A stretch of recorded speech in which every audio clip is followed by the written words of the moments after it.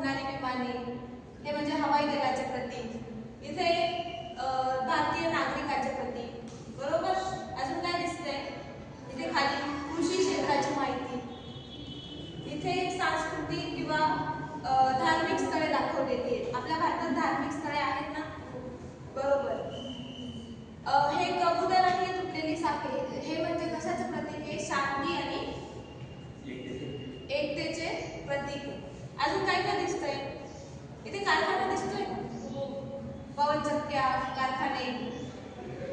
हे कशाचं प्रतीक आहे? औद्योगिक क्रांती. आपल्या भारत देशात विविध अशा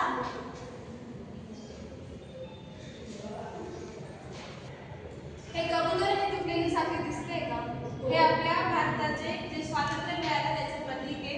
आणि खाली तुम्हाला हाताला हात जोडलेले दिसत आहेत का असे? हे कशाचं प्रतीक आहे सांगता येईल का? आपल्या देशात विविधता असून पण एकता आहे. आपल्या भारत देशात विविध जाती धर्माचे लोक राहतात. बरोबर. त्यामुळे आपला भारत देश कसा बनलेला आहे? महान बनलेला आहे. आणि सर्व जाती जमाती आपल्या भारत देशात आहेत. असं आहे की भारत देशात एकच हिंदू धर्माचे लोक आहे असं आहे का? नाही, तर भारत देशात सर्व धर्माचे लोक समाविष्ट आहेत. म्हणून अशा प्रतीने आपला भारत देश काय बनलेला आहे? महान बनलेला आहे. अशा प्रकारे आज आपण भारत देश महान ही कविता अभ्यासणार आहोत. सर्वांनी पुस्तक काढायचं आहे. पेज नंबर 1 काढलं. भारत देश महान ही कविता माधव विचारे यांनी लिहिली. कोणी लिहिली आहे? माधव विचारे. बरोबर. प्रसिद्ध कवी व लेखक यांच्या विविध विषयावरील काव्यरचना प्रसिद्ध आहे. देशभक्तीने ओतप्रोत भरलेल्या रचना हे त्यांच्या काव्याचे वैशिष्ट्य आहे. हिमालयाच्या शिखरांनी सुशोभित असलेल्या आणि गंगा यमुनेच्या विविधतेचे वरदान लाभलेल्या भारत भूमीच्या शौर्याची आणि पराक्रमाची मोठी परंपरा लाभलेली आहे.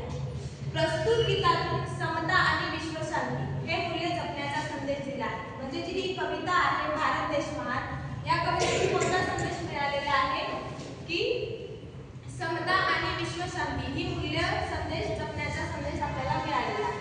आणि ही प्रस्तुत कविता गीत पुष्पांचा फुलोरा या संपादित काव्यसंग्रहातून माधव विचारे यांनी घेतलेली आहे. कवितेचे वाचन करूया सर्वांनी. पुस्तकात बघायचंय. चला चला हो एक मुखाने गाऊ एकच गाणं, भारत देश महान, भारत देश महान. हिमालयाची हिम शिखरे ती भारत भूच्या शिरी डोलते. गंगा यमुना आणि गोमती घाली ती पवित्र स्नान. इतिहास नवा हा बलिदानाचा, शौर्याचा आणि पराक्रमाचा, समतेचा आणि विश्वशांतीचा जाणवी राष्ट्राभिमान. शौर्याचे जे वीर चीर लढले, रणांगणी ते पावन झाले. भारत भूचे स्वप्न रंगले, चढून उंच निशाण. बर. इथे कवी माधव विचारे म्हणतात कविता, चला चला हो एक मुखाने गाऊ एकच गाणं. म्हणजे आपण सर्वांनी एका मुखाने एका मताने एकच गाणं गायचं आहे. ते गाणं कोणतं? तर भारत देश महान, भारत देश महान. आता इथे एक मुखाने म्हणजे सांगता येतं कोणाला? एका मताने किंवा एका सुराने भारत देश महान हे गीत गायचं आहे. आता या चित्रात तुम्हाला काय दिसतंय सांगा.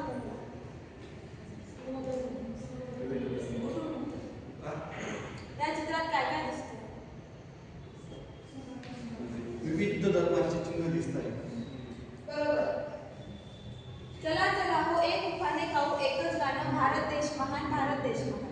या चित्रात असे हिंदू, मुस्लिम, शीख, बौद्ध, पारसी, आदिवासी, नास्तिक इत्यादी धर्म हे भारत देशात आहेत. बरोबर. विविधता हीच आपली ताकद आहे असं भारत देशाची ही महानता आहे. म्हणजे विविध जाती धर्म मिळून भारत देश काय बनलेला आहे? महान बनलेला आहे. महान म्हणजे काय सांगता येईल का? महान म्हणजे श्रेष्ठ, उत्कृष्ट. हिमालयाची हिम शिखरे ती भारत भूच्या शिरी डोलती. आता या चित्रात तुम्हाला कोणता पर्वत दिसतोय? कोणता हिमालय दिसतोय? हिमालय पर्वताचं चित्र आहे. हिमालयाची हिम शिखरे ती. हिम शिखरे सांगते. हिम म्हणजे काय? हिम म्हणजे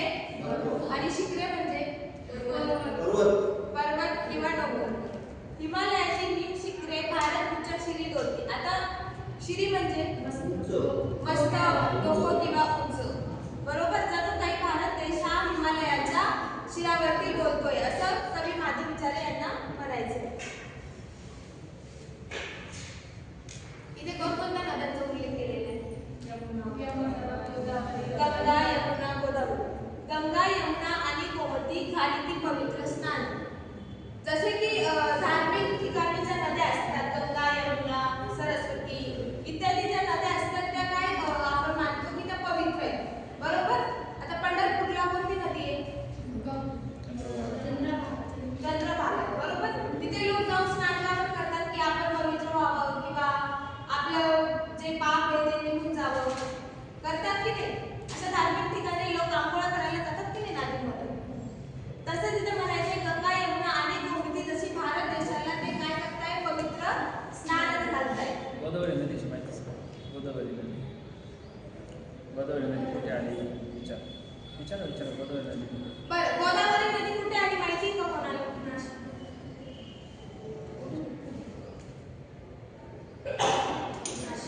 कुठे उगम कुठे पावते?